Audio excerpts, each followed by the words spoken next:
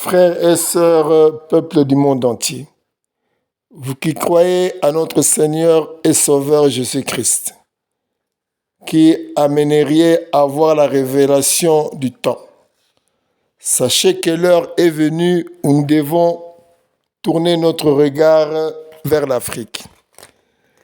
Depuis la nuit des temps, l'Afrique a toujours été un continent sacré.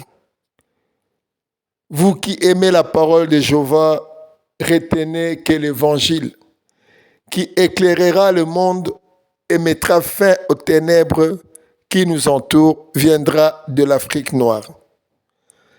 À titre d'exemple, Israël a passé son esclavagisme historique et pendant plusieurs années en Afrique. Jésus-Christ et ses parents, pour se mettre à l'abri de l'épée d'Hérode, étaient venus en Afrique. Peuple du monde entier, ne nous voilons plus la face.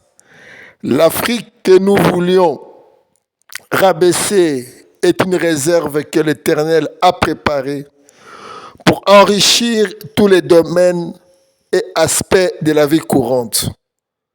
Dans le monde, mes amis,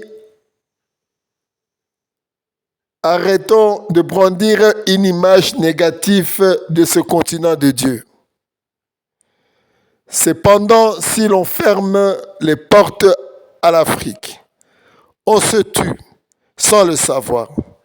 Mais si nous les ouvrons, nous vivrons le bonheur non seulement selon la volonté humaine, mais grâce à la puissance de Dieu lui-même.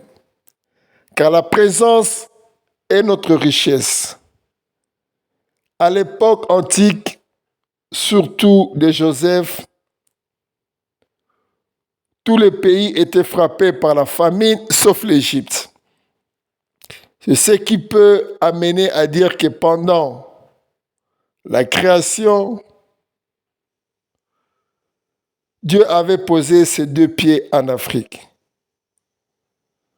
En guise de conclusion, peuple de Yahvé, rendons-nous en Afrique pour plus précisément dans le bassin du Congo, à Kinshasa, où se trouve le nouvel envoyé du Christ qui vit parmi ses compatriotes, et malheureusement, ces derniers ne le comprennent pas.